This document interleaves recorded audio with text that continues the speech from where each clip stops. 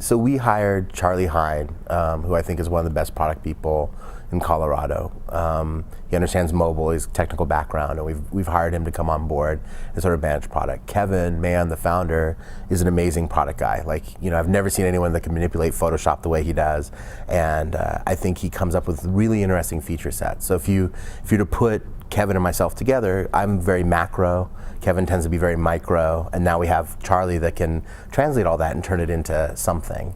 So we've been thinking a lot about how do you connect the comic book world to the outside world. And what's interesting about comics, which I learned because the first books that I read as I kind of got back into this were The Walking Dead and Invincible, and that the comic world has extended beyond just superheroes.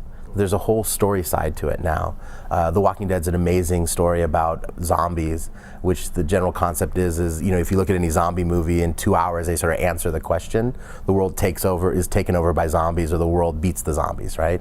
Well, what happens if that isn't 2 hours? What if it's weeks and weeks and weeks and months and months and months?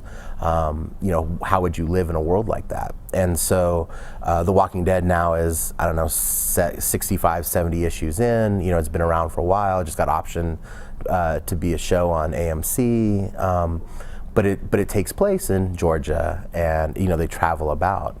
So what would be interesting to me is, could we set up something where if I was in a particular location where a particular story point happened in a particular book, could I be notified of that? Could I somehow interact with people around me? Could we create an application where if I'm walking down Bleecker Street in New York, right, could I be notified that Dr. Strange's laboratory or house was right there? Or in New York, could I have an iPhone app that shows me in augmented reality, shows me that that's a building that Spidey has swung from? So that's part of it, right? What about the other side of it, right? What if I could click on the Taj Mahal and have it tell me every single comic book that happened around the Taj Mahal?